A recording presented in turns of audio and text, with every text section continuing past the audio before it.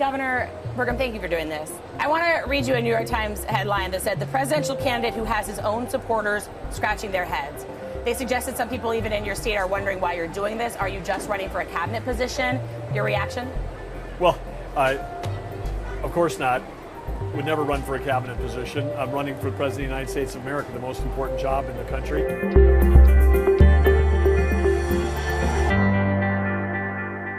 Quoting the New York Times and their understanding of North Dakota, I would just throw that right out the window, because this is a state where we won in 2016 and won in 2020 by over 40 points. We won by the largest margins of any gubernatorial candidate in the country.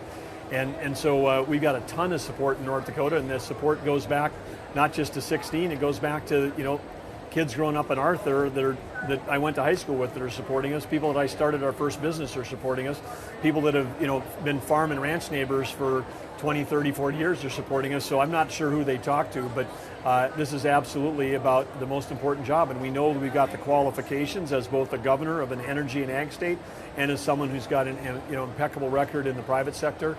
That knows how to run and build and lead teams that are high performing. That's what I've done my whole life. In 2020, you also supported the last Republican presidential candidate. You supported President Trump and his re-election bid. So why now? Why run against him? What changed for you? Well, I voted for President Trump in 2016. I voted for him in 2020. I think competition is fantastic for this country. I think it's great for the Republican Party. And I think that voters in January are going to want to have some choices. And so we're running to be among those that voters can choose from when the voting starts at the beginning of next year. Did your opinion of him change? I wouldn't say my opinion of him changed, but I would just say that I think my opinion about presidential elections has never changed. And my opinion about presidential elections they need to be about the future. They need to be about a vision for where America can go. And we know that we can improve every American life. We know that we can bring out the best of America. We know that we can do that by focusing on the things that the Biden administration is not focusing on, like the economy, energy policy, and national security, and running that message. So we're running not against the other Republicans. I'm running against Joe Biden, who's the presumed nominee of the other party. We'll make our case that we're the best one to lead this country, and we're the best one to beat Joe Biden in November of 2024. I want to ask you about your own record. You signed some pretty culturally conservative bills around limiting health care for trans youth, around abortion. You seem to sort of downplay that in your announcement speech. And, so I'm wondering, are you trying to run away from that record? Do you regret signing any of those pieces of legislation? No regrets. North Dakota is a conservative state. And that legislation was all passed, totally appropriate for North Dakota. But I believe, like in the case of abortion, with Roe v. Wade being overturned by the Dobbs decision, that's being left to the states. That's where it should go. What works for New York is never going to work for North Dakota and across the country. But the role of the president is very narrow and very defined in terms of what that role is in the Constitution. The rest is left to the states, or to the people. And some of these decisions need to be left at that level and not at the federal level. And so running for president, different than being a governor, because when you're a governor, you do the governor's job. When you're the president, you do the president's job. I've seen current President Joe Biden overstep and Bigfoot the states over and over with tons of regulation, with executive orders, with administrative rules that are raising the cost of every product that American buys, whether it's food, whether it's energy, no matter what it is, whether it's healthcare or education. Their policies are driving costs up, not down. And we're running to, again, get our economy sprinting, not crawling, and to cut red tape in this country, because the only way we're going to win the Cold War with China that we're in is to actually have our economy be performing like it can be. You've called for a decoupling with China. Can you explain what exactly that means? I've read from some experts that there could be incredible costs to the U.S. consumer if we truly decoupled the two economies. How do you answer that, and what does that mean to you, and how would you pursue that as Commander-in-Chief? Well, I think the first thing we need to understand is, again, the dynamic that we're in a Cold War with China, and the Biden administration maybe won't admit that, but we are. When we think back to how we won the Cold War in the 1980s with Ronald Reagan, one of the way we did that is our economy just outperformed Russian economy. But the Russian economy at that time was quite small, and they weren't connected. Now we're in a spot where number one economy in the world is the United States, number two is China, and they're not only interconnected, in many cases we're dependent on China for that economic. But one of the things that we need to understand is, part of this decoupling is you can't have an energy policy, the Biden administration, that wants to they're going to solve some perceived ideological problem about energy by saying we're going to have every vehicle be electric. We're going to buy all our batteries from China, because China controls 85% of the rare earth minerals in the world. And so then we would just be trading OPEC, liquid fuels, for Sinopec for electric vehicles. But then meanwhile, China's building those batteries, they're building those solar panels in factories that are powered by coal. They're opening up a coal plant every 2 weeks. We're not solving any environmental problem. If you want to solve the environmental problem, you should want to have every ounce of energy produced here in the United States. And so the decoupling part is we've got to start selling energy to our friends and allies, stop buying it from our adversaries. And when we have, like recently, where we had Blinken, Yellen, and Kerry from the Biden administration all go to China, but none of them talked about using energy as the economic statecraft, as a tool, the strongest tool we have to a country that is China is completely dependent every single day on importing energy. They also import food every day. And if we're the energy superpower that we could be, and we're the food superpower we are, that's how we win a Cold War with China. You talked about batteries being manufactured in China. So would you support the federal government working to bring more manufacturing of batteries here, to, incentives to try to make sure that electric vehicle batteries are produced in America? Well, I don't know that we need incentives. What we need to do is get rid of a whole bunch of red tape, because all kinds of stuff that got offshored to China or to other countries happened starting under the Obama administration, when the EPA started saying, oh, these industries are too dirty, we can't do them here. Somehow we're going to massage our environmental guilt by having the products made overseas, where people don't have an EPA, but they will still buy the products.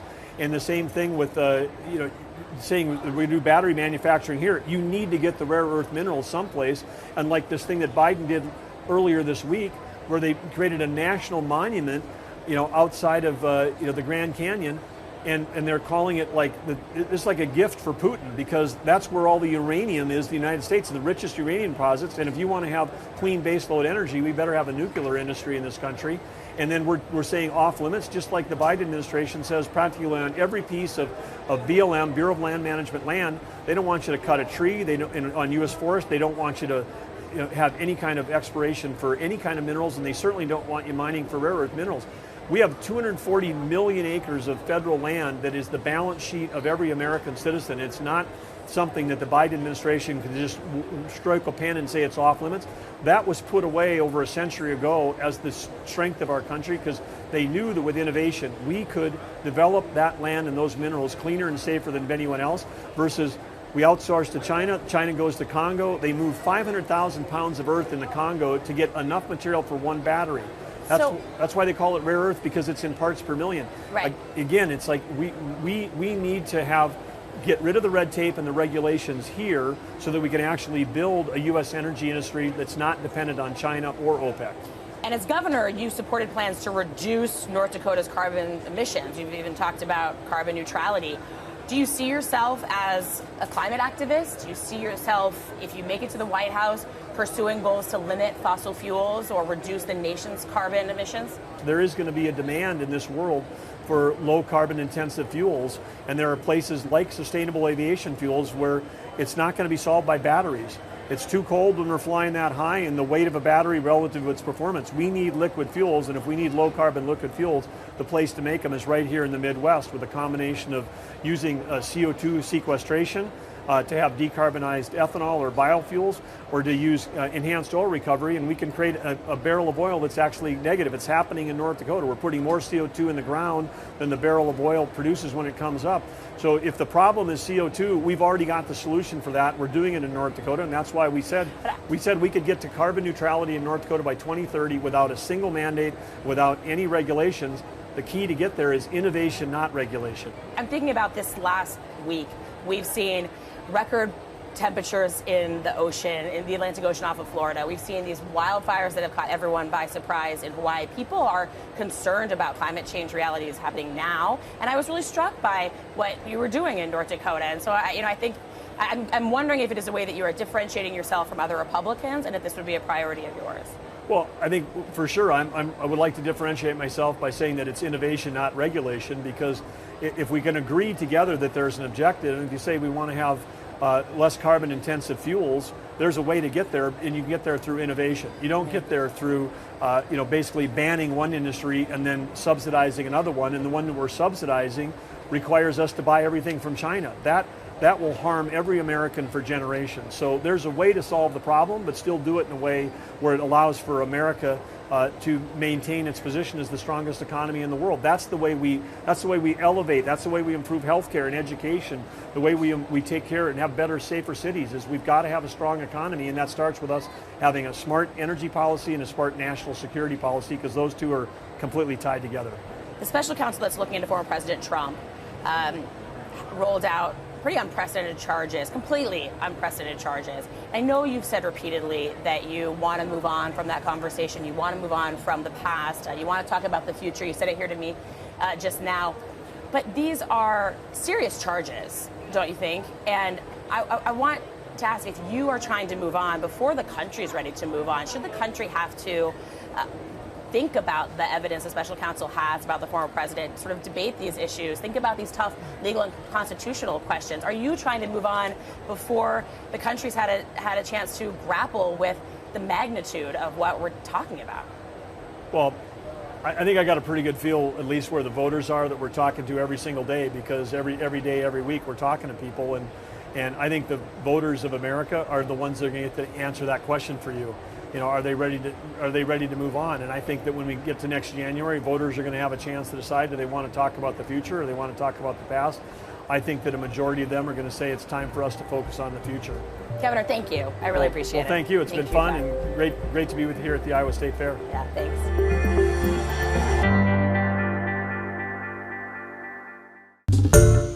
Hi everyone, George Stephanopoulos here. Thanks for checking out the ABC News YouTube channel. If you'd like to get more videos, show highlights, and watch live event coverage, click on the right over here to subscribe to our channel, and don't forget to download the ABC News app for breaking news alerts. Thanks for watching.